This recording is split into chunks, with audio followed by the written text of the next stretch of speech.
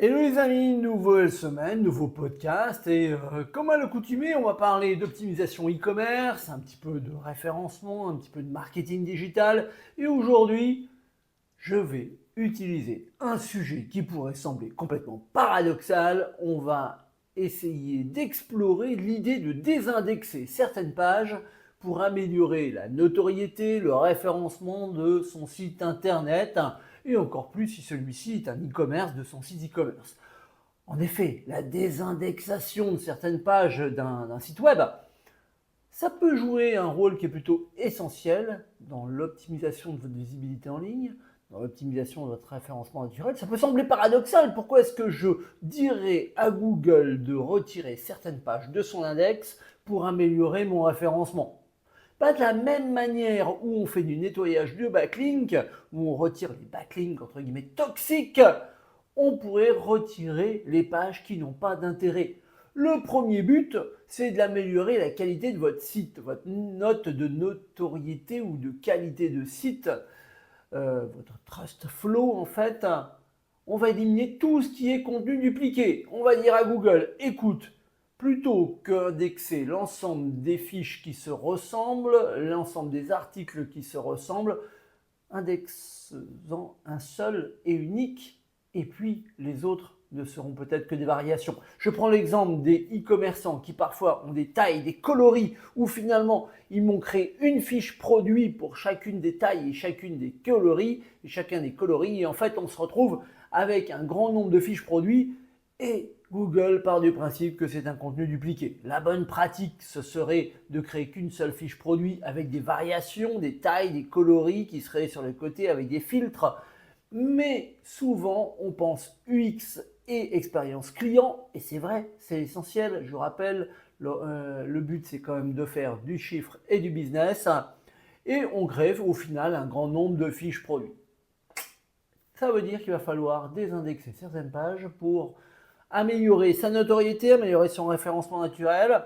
On pourrait également imaginer de retirer des pages avec faible valeur ajoutée. Je vous rappelle, une page, un mot-clé, une expression de recherche. Et donc, lorsque le contenu n'est pas pertinent pour l'utilisateur en termes d'expression de recherche, on pourrait désindexer pour concentrer ses efforts de crawl, en fait, sur les pages les plus importantes. Troisième astuce, on pourrait également supprimer les pages qui sont obsolètes ou qui sont expirées. Les pages de produits qui sont plus en vente, qui ont été désactivées mais qui sont toujours dans l'index de Google. L'annonce d'événements qui sont déjà passés.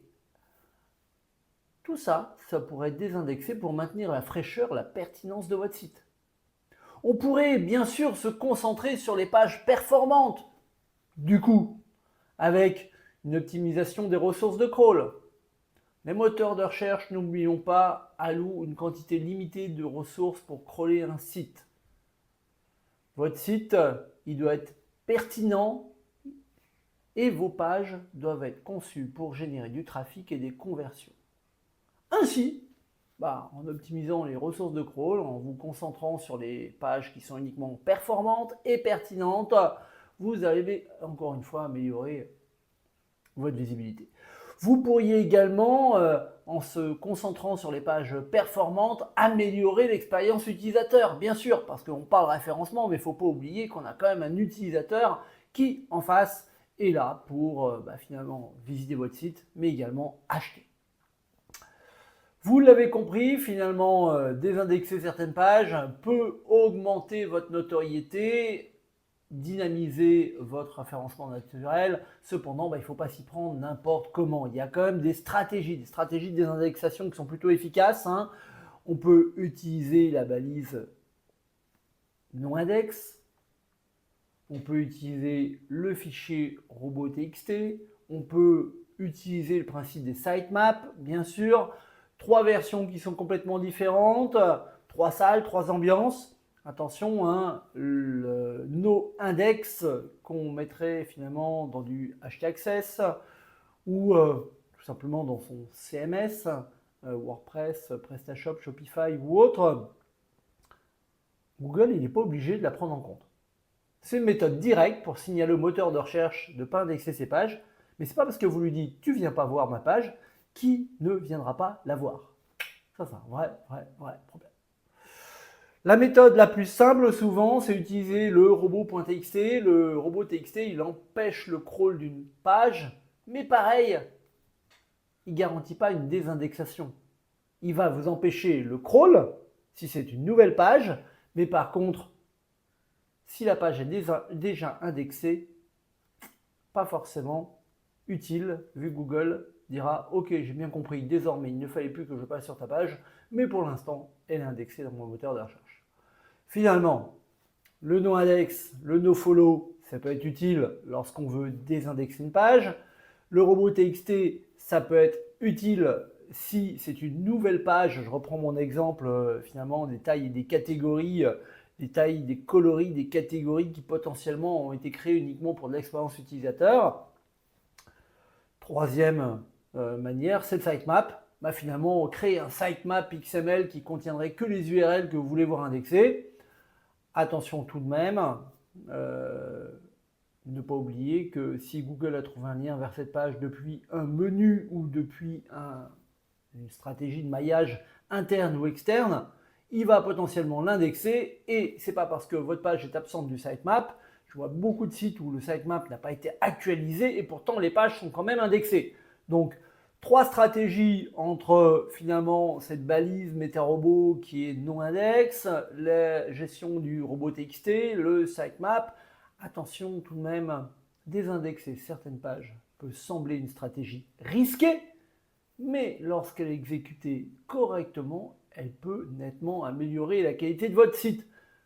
Je viens de dire un mot important, exécuter correctement.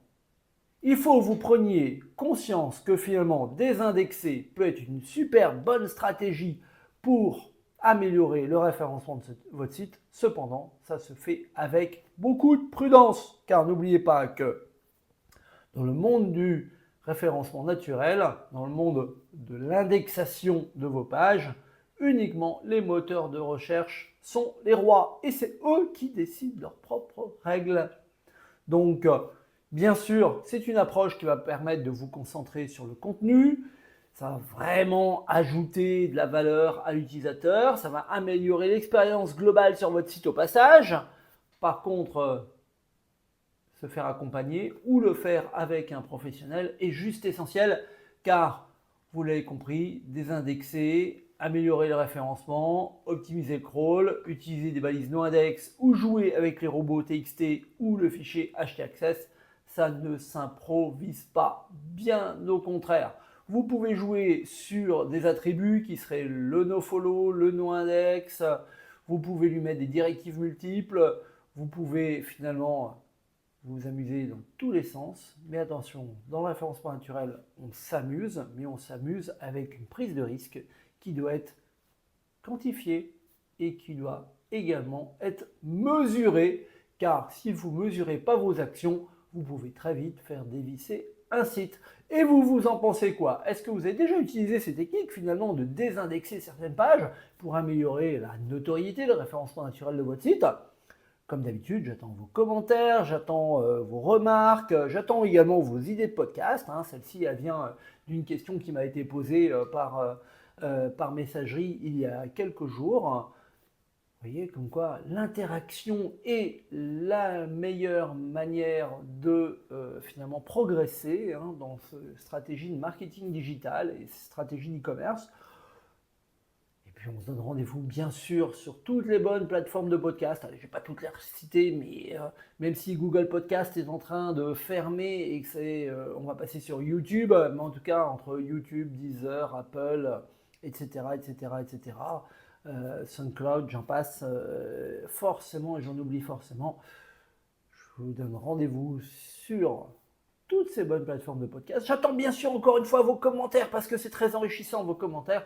Et puis je vous dis à très bientôt. Ciao ciao les amis.